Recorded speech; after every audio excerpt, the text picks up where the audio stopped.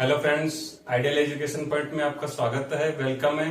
और हम यहाँ पर जो क्लास 12th सब्जेक्ट एग्रीकल्चर की बात कर रहे थे यहाँ पर, जिसमें हमारी जो यूनिट थी यहाँ पर एग्रोनॉमी।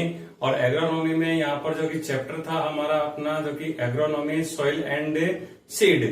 तो इसमें हमने बात की थी यहाँ पर जो कि एग्रोनॉमी यानी सस्य विज्ञान की परिभाषा और इसके महत्व और क्षेत्रों के बारे में बात की थी। तो इसके बाद में फिर हम देखते हैं जो कि अब हमारा जो टॉपिक रहेगा यहाँ पर कि मृदा उर्वरता एवं उत्पादकता के बारे में। तो सॉइल फर्टिलिटी एंड प्रोडक्टिविटी। तो हम देखेंगे यहाँ पर मृदा की उर्वरता। मृदा की उर्वरता को देखने के लिए क्या करते हैं हम, तो सबसे पहले यहाँ पर मृदा की उर्वरता की जो परिभाषा है, इस परिभाषा को हम समझेंगे। तो देखो कि मृदा उर्वरता पादप वृद्धि के लिए अनुकूल दशाओं में मृदा द्वारा आवश्यक पोषक तत्वों को प्राप्य रूप क्या होता है, प्राप्त करना। यानी जो पोषक तत्व है, यानी पादप जो होते हैं, पादप अपनी वृद्धि करने के लिए जो आवश्यक पोषक तत्व है, उन आवश्यक पोषक तत्वों को ग्रहण करते हैं। तो कहाँ से ग्रहण करते हैं? मृदा से ग्रहण करते हैं। तो मृदा से ग्रहण करेंगे तो पोषक तत्वों को प्राप्य रूप, उचित मात्रा। अब देखो यहाँ पर उचित मात्रा में होने चाहिए ये सब पोषक तत्व। कैसे? उचित मात्रा में हो तथा उपयुक्त संतुलन में प्रदान करने की क्षमता को मृदा उर्वरता कहते हैं। क्या होना चाहिए कि आवश्यक जो पोषक तत्व है, आवश्यक पोषक तत्व जो कि पोषक तत्वों को प्राप्त करना उचित मात्रा में, मात्रा भी उचित हो, जितनी आवश्यक हो उतनी ही मात्रा में देने चाहिए, तथा उपयुक्त संतुलन में, यानी कि एक बैलेंसिंग, न तो कम न अधिक। तो इस क्षमता को हम क्या कह देते हैं? मृदा उर्वरता कहते हैं। और देखो इसको, उपजाऊ मृदा के लिए आवश्यक पोषक तत्वों के साथ साथ भूमि की भौतिक दशा, किसकी?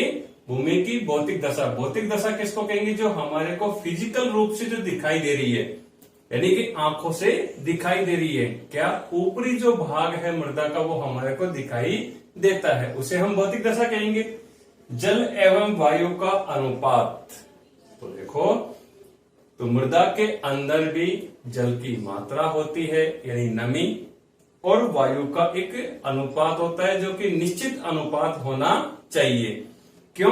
क्योंकि मृदा के अंदर जल और वायु का जो आवागमन होता है वातावरण से, ऊपर से और फिर नीचे जाएगी, तो मृदा के जो यहाँ पर मृदा में जो होते हैं, जैसे कि मान लीजिए कि ये हमारी क्या है, मृदा का ढेला है। अब इसमें छोटे छोटे छिद्र होते हैं। इन छोटे छोटे छिद्रों में क्या भरा होता है? इन रंध्रों में वायु भरी हुई होती है। क्या होती है? वायु भरी हुई होती है। तो ये वायु क्या है? यहाँ पर वायु, यहाँ पर आवागमन होता है वायु का। और देखें जीवाणुओं की क्रियाशीलता। तो देखो, सूक्ष्म जीवाणु जो होते हैं मृदा के अंदर विद्यमान, इन जीवाणुओं की क्रियाशीलता तथा उपयुक्त तापमान का होना आवश्यक होता है। तापमान कैसा हो? उपयुक्त हो। किनके लिए? जीवाणुओं के लिए। क्यों? क्रिया करने के लिए।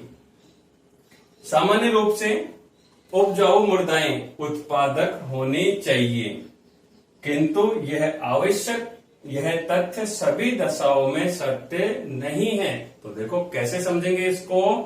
बताया गया है कि सामान्य रूप से उपजाऊ जो मृदाएं होती है वो क्या है? उत्पादक होनी चाहिए। लेकिन ये जो तथ्य है यहाँ पर, ये क्या है? सभी दशाओं में सत्य नहीं है। क्यों नहीं है?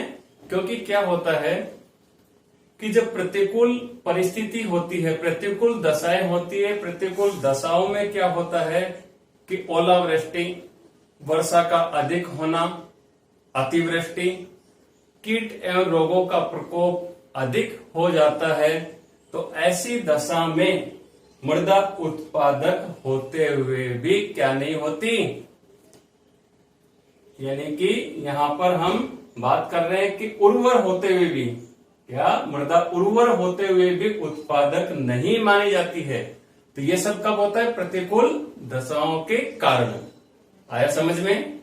तो हमने मृदा उर्वरता के बारे में देखा, यहाँ पर मृदा उर्वरता की परिभाषा के बारे में, और अब हम यहाँ देखेंगे मृदा उर्वरता को प्रभावित करने वाले कारकों के बारे में।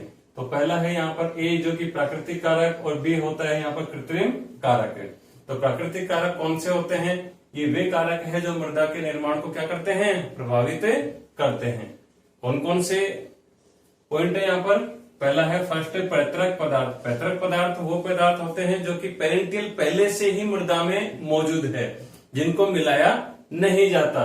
तो इसमें देखोगे कि मृदा की उर्वरता पैतृक पदार्थ पर निर्भर करती है। अम्लीय आग्नेय चट्टानों और बालू पत्थर के अपक्षय के द्वारा, अपक्षय यहाँ पर क्या होता है, ये जैसे मानो चट्टान है, अब ये चट्टान क्या है, धीरे धीरे छोटे छोटे टुकड़ों के रूप में क्या होगी, टूट जाएगी, यानी टूटना, चट्टानों का टूटना, ये हो गया अपक्षय। इसके द्वारा बलुई मृदाओं का निर्माण होता है। इनमें क्षार की मात्रा कम पाई जाती है। जो बलुई मृदाएं होती है, बलुई मृदाएं यहाँ पर खेती की दृष्टि से अच्छी मानी जाती है, लेकिन इनमें यहाँ पर क्षारीय तत्वों की मात्रा भी क्या होती है, कम होती है। तो इन मृदाओं की उर्वरता अपेक्षाकृत कम होती है, किनसे, भारी मृदाओं की तुलना में।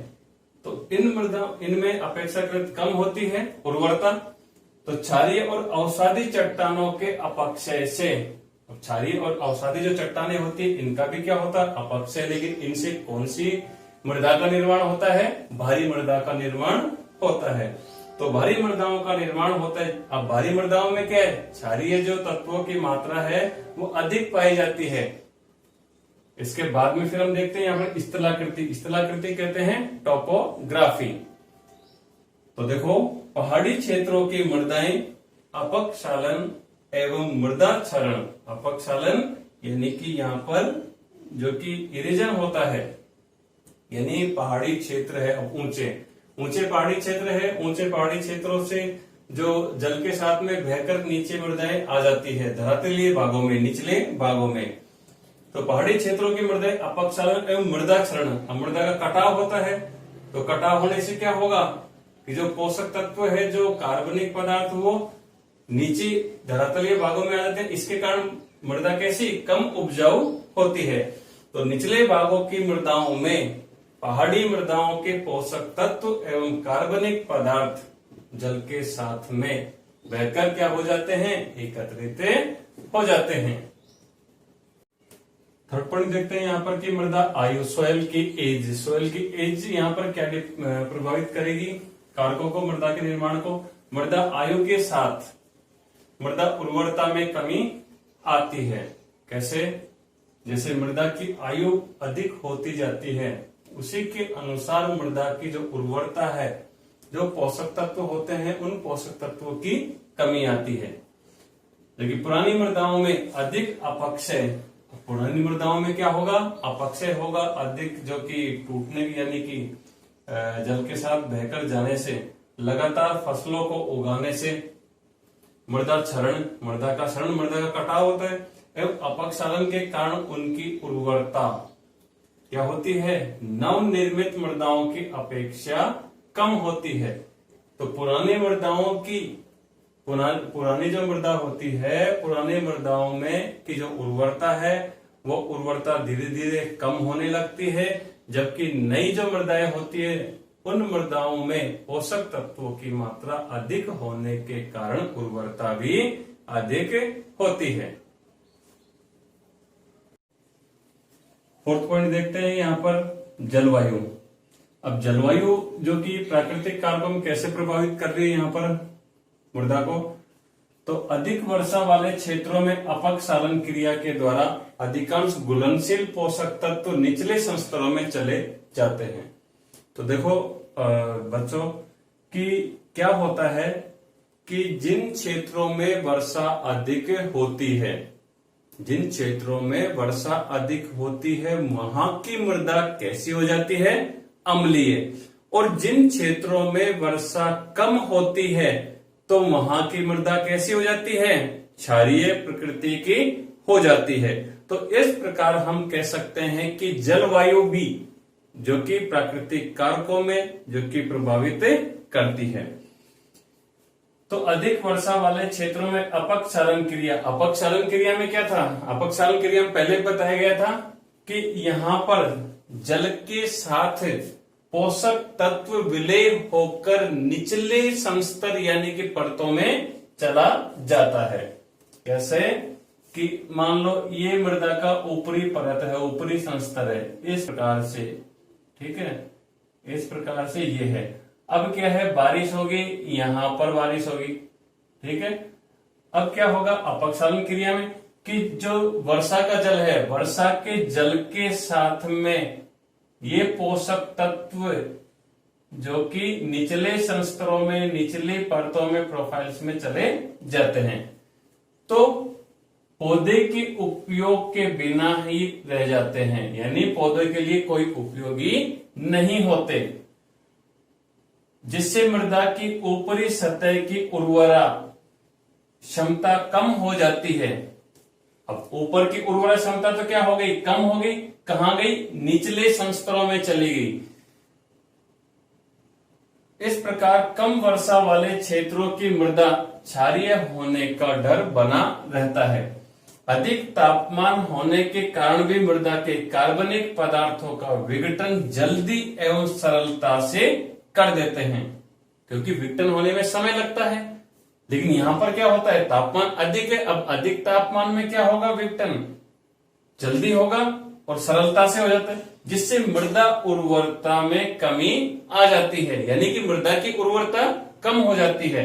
तो अधिक तेज व शुष्क वायु से गर्मी के दिनों में तेज हवाएं चलती है, तेज हवाएं चलती, जिस प्रकार से समुद्र में चक्रवात चलते हैं, उसी प्रकार से हमारे यहाँ पर भी राजस्थान में जो हवाएं चलती है तेज, यानी कि वो भी एक तरह से क्या है, चक्रवात का ही रूप है। तो उसे हम क्या कहते हैं, राजस्थानी भाषा में क्या कहते हैं, उसे भबूड़िया, क्या कहते हैं, भबूड़िया। हवा चलती है और हवा चलते चलते वो कैसे एकदम बिल्कुल गोल और फिर आगे बढ़ जाते हैं। तो देखा होगा कि ऐसे हवा चलते हुए एक सेंटर बिंदु, केंद्र बिंदु बनाते हुए ये हवा चलती है और आगे बढ़ते जाते हैं, इसे हम क्या कहते हैं, भबूड़िया। तो देखो कि तेज, अधिक तेज व शुष्क वायु, अब जलवायु क्या है, गर्मी होगी, नमी नहीं होती है, तो शुष्क वायु से मृदा क्षरण होने लग जाता है।